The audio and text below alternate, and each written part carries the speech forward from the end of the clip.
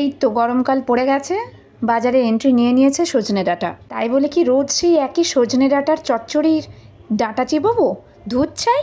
চলুন এবার এঁচড় দিয়ে ট্রাই করা যাক সজনে ডাঁটা। ডাঁটাগুলো একটু ঘষে মেজে পরিষ্কার করে এঁচড়ের সাথে নুন ও হলুদ দিয়ে একটু ভাপিয়ে নেব, ওই 1-2 মিনিট মতো। পরে কি হাত গুটিয়ে বসে থাকবো নাকি? না না, একেবারে না। এই সময় আদা, রসুন, পেঁয়াজ, কাঁচা লঙ্কা দিয়ে একটা পেস্ট বানিয়ে নেব। কড়াইয়ে তেল গরম হয়ে এলে তাতে গোটা গরম মশলা, তেজপাতা, শুকনো লঙ্কার ফোড়ন দিয়ে অ্যাড করব সমস্ত বাটা মশলা। এবার আর কি হাতের এক্সারসাইজ চলবে, খুন্তি দিয়ে গোল গোল করে নাড়তে থাকুন। মশলা কষে এলে ফ্যাটানো টক দইয়ের মধ্যে কাশ্মীরি লঙ্কা গুঁড়ো ও হলুদ ভালোভাবে মিশিয়ে নিয়ে মশলার সাথে সেই মিশ্রণটা অ্যাড করব। ওই একটু কালার আনতে হবে তো নাকি?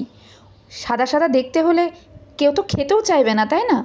আর ওই যে টমেটো ছিল না, তার বদলে ব্যবহার করলাম টমেটো সস। কিছু না কিছু আমার রান্নাঘরে থাকবেই না, তবু আমি রান্নাটা করেই ছাড়বো। এরপরে আর কি, ডুমো করে কেটে রাখা আলু দিয়ে, সেদ্ধ করে রাখা এঁচড় আর ডাঁটা দিয়ে ভালোভাবে কষিয়ে স্বাদ মতো লবণ ও ভাজা মশলা দিয়ে খানিকক্ষণ কষিয়ে নেব। হ্যাঁ, মশলা ধোয়া জলটা নষ্ট করা যাবে না কিন্তু, সাশ্রয়ী বলে কথা। ঢাকা দিয়ে কিছুক্ষণ সেদ্ধ হতে দেব।